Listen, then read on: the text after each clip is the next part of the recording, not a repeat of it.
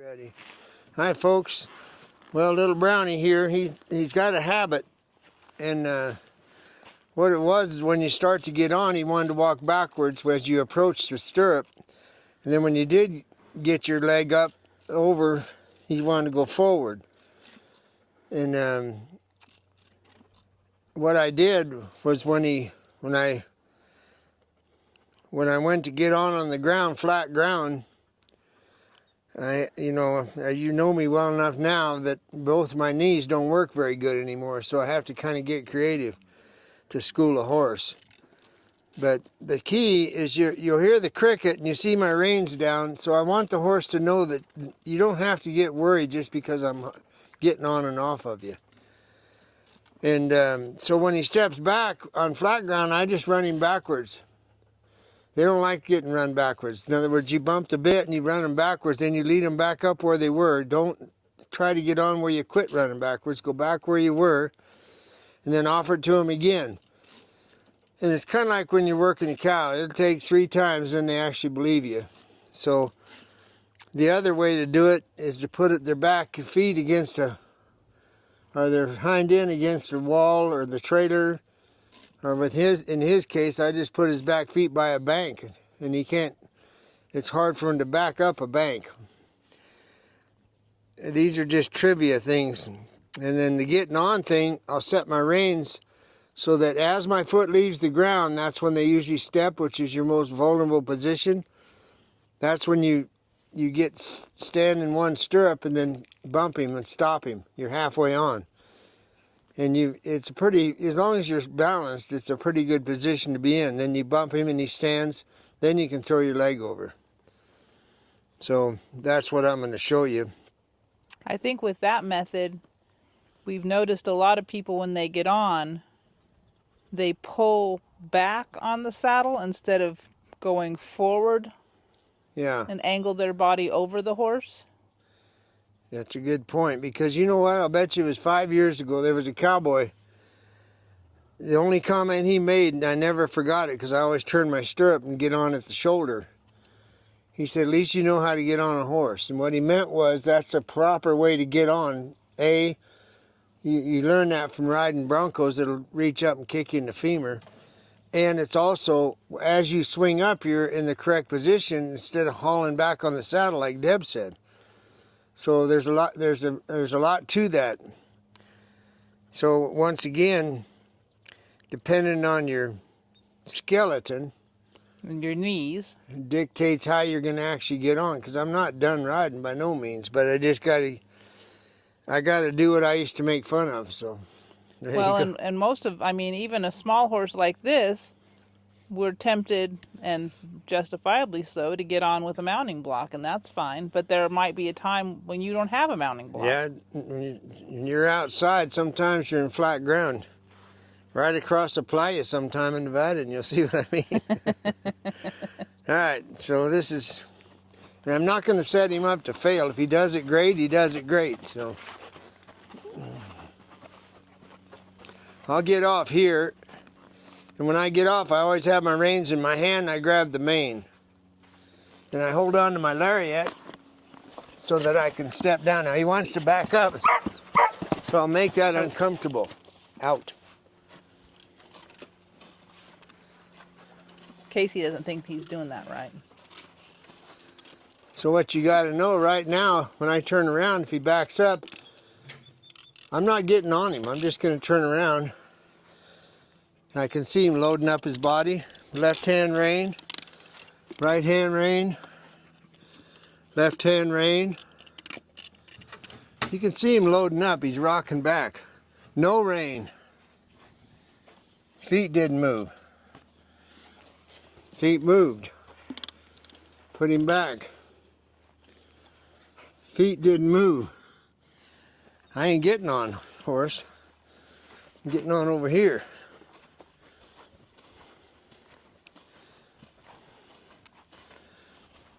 And I guess part of this riddle is it's about release, not pressure. What you watched me just do, as soon as I could, I had the reins on the neck. So don't get caught up that you got to constantly hold the reins, because you'll shoot yourself in the foot. Now the split rein deal, once again, I've already got one rein on him. He knows there's a bank behind him. He's not stupid. I set my rein accordingly so that when I get on, I'm going to be able to check him from walking forward. I'll grab a handful of mane and I'll turn my stirrup. He took a step forward, I put his foot back, and now I get on and I was able to check him if he walked forward. So when I do get on, I take the time to not do anything. Now listen for the cricket.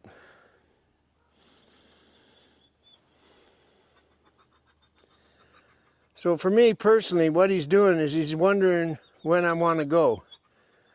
But he knows that if he goes without me asking, he's going to get bumped. Well, that's a horse wondering. Okay, he's not settled enough to roll the cricket. But as soon as I touch the reins, he's still waiting. And now I can leave. You notice he walks off tentative. Okay, think about it. I'm 75 now. I've rode for 60 some years, or hell knows, longer than that. Doesn't matter. There's nothing wrong with adjusting the way you have to do things. I like a walk and nod horse. Well, I don't need it right off the bat. That's a horse just walking off. If I need a walk, I can get it. This is me with both calves at the same time, and I'm telling him, go ahead and walk. I'm on, I'm secure. I get it. Here's your rein, all the rein you ever wanted in your life. Let's go. So now I can go make a circle. Now, I'm done. So I readjust my reins, because I'm going to be ready that as I step off, if he contests me, I'm going to bump him backwards. Here's the math, right there. Here's my hand, right here. Right hand on the lariat, swing off, step down at the shoulder, and he didn't back up. He loaded up, but he didn't back up. There's the cricket. And to me, the cricket means in his mind, he's off of me. I can relax. Well, that's nothing to be proud of. I want it the other way around. And he'll get where he's fine with it. And that'll be my thermometer. I'll get on and sit there a minute, and then he'll roll the cricket or alternate his ears, and he's like, okay, I don't have to be worried. This is, all it is a habit of somebody acting like they're killing the snake when they get on a horse, or they overdo it going to war with them. And then the horse says, I don't want you on. It's a habit. They're not born knowing from their mother that you run backwards when somebody wants to get on. So, once again, I know it's trivial and you've heard it 1,000 times. If you notice how hard I'm holding the reins, to me, that's the ultimate, and he knows it. He knows when I touch a rein. And if he can stand there and roll that cricket, I can start to convince him that you don't have to worry about it, horse. Anyway, little trivia from the coffin. I forgot to tell you, we went to Dillon, Montana, and it was the very first clinic I've ever had where almost every single person in the clinic had a bridle on their horse. And I don't mean a correction bit, I mean a bridle. There wasn't a Beijing knockoff in the whole corral. There's one snaffle bit, and these were some of the, it was fun. In other words, these were veterans, a lot of them. And cowboys. And cowboys. So when you put those two together, heckling is a given. And I mean, everybody tortures everybody. And it just kind of makes it fun. And I do have some footage I'm going to put together. Deb will put up some footage if she can find something worth showing. And Anyway, we had a really good time up there. It was a beautiful ranch. Dusty and his crowd, we appreciate what they opened up for us. It looked like the grapes of wrath, thus coming in. And got to meet some new people. It was 1,000 miles from our door to that door. And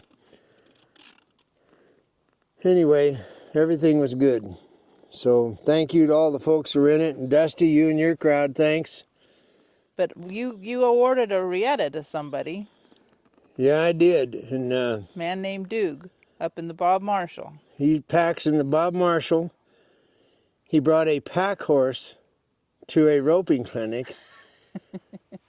And it was one of the nicest horses wasn't even there. a problem. He just went to roping. And he's a straight up cowboy, I mean, through and through. And he got the top hand award because of what he did and how he did things. And the word smooth is what it comes to mind. And then 2 days after we left, he was headed for a 30-mile pack trip in the Bob Marshall. And those of you that have ever been around packing at all have heard of the Bob Marshall. It's like going to the Vatican. So it was so nice to meet him. He's so humble.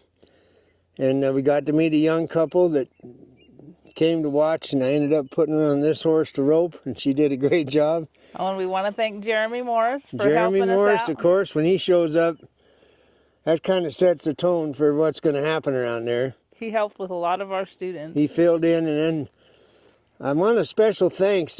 Something happened this time that's never happened to us, because I got sick a month ago, and our partner from Baja came up. And Enrique Loperena. And as soon as he found out that I was in trouble, he came up and he drove most of the way up and most of the way back. And then of course he was mounted. And all the beauty of cowboying is all you got to do is tell him what you want. I need to work the cattle and sort them and all that. All I had to do is tell him, then I ride away. If you don't know, in a situation like that, when the Dusty, the man in charge, said it's all yours, he now literally turned it over to us, the cattle we wanted. So when I needed something done, I said, Enrique, tell me if this seems like it'll work for you. We'll put 10 here, 10 there, da-da-da-da-da. And then when it's over, the idea when you're working, especially in the summer, is to keep all the cattle you can on water and then rope others and rotate them. And he nodded his head, so I just ride away. And my job is to put my back to him and go visit and greet people and talk, because I do not turn around and tell him how to do anything. He's third generation or fourth generation rancher in Baja California. And on that note, Enrique's great-grandpa was in the 1930s when he started. And then our friends, the Mellings, they're from farther down in Baja. They got 3 ranches, and I think they're contiguous up in the mountains. There's 6 generations on that ranch now. There's 6 generations, which puts them in the 1800s, running cattle. And I got some videos from them. I'm going to put them together. So just be looking forward to down the road. I'm going to have a video to present to you showing what they do about the orejanos. And if you don't know what that is, you can look it up in Mexican dictionary, I guess. But anyway, it's going to be a great video. And same thing. They showed up. All they wanted to do was help. So it makes you feel good when you're amongst cowboys, veterans, nice people, the vaqueros. Tengo mucho respeto por México. Sí. Gracias, amigos. Bueno. We also want to thank Austin and his bride. Austin, his Megan. wife, she's going to have a baby there at the Connor place, if you know the paddock at all. And Conley, it's a camp. And he did a lot of hard work. And Chris, of course, and Gabby, everybody that was there, it was just borderline the Waltons. Everybody wanted to get along. So I think I only had a couple cry, which is... they were happy tears, I'm sure. I'm getting soft. But apologize to Cammie for going soft. I got to tell Cammie Prater I know I'm getting soft, because she gives me hell when she finds out nobody cried. But Anyway, I guess the bottom line is, you know what, folks, I know I'm babbling, but life is good for Pat and Deb.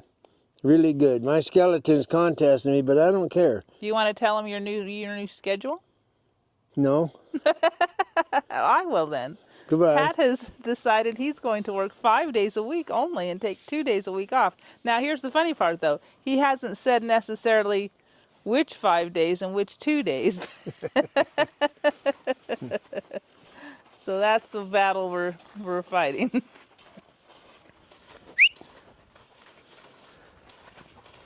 All right, you gotta know to be good, right? That's why it's called manners. That's what you're supposed to do.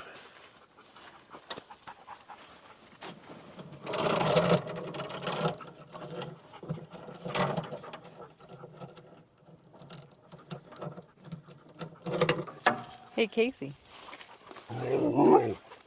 Go get Pat.